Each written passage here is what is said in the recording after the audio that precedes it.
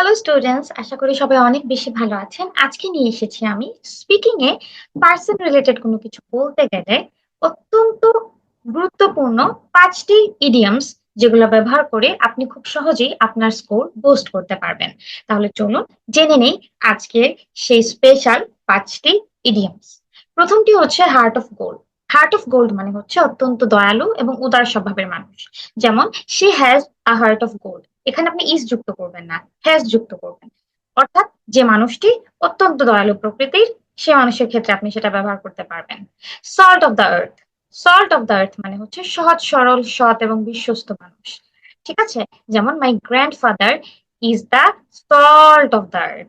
My grandfather is the salt of the earth, এখানে আবার ঠিকই আমি ইজ যুক্ত করেছি।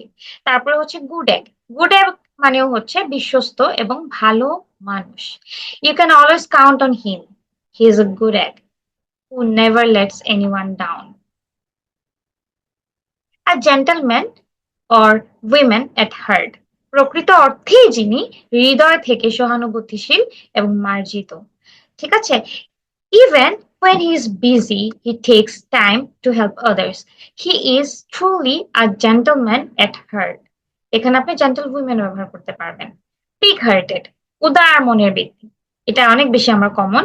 She is so big hearted that she donated half of her salary to the orphanage. আচ্ছা, তাহলে আমরা খুব সহজেই 5টি ইডিয়ম শিখে ফেললাম, যেগুলো ইউজ করে আমরা আমাদের স্কোরটি কিন্তু বুস্ট করতে পারি। ওকে, আপনারা এরকম যদি আরো বেশি ভিডিও চান, আমার চ্যানেলটি সাবস্ক্রাইব করবেন এবং আমার ক্লাসে জয়েন করতে আমার হোয়াটসঅ্যাপ নাম্বারে যোগাযোগ করবেন। ধন্যবাদ সবাইকে।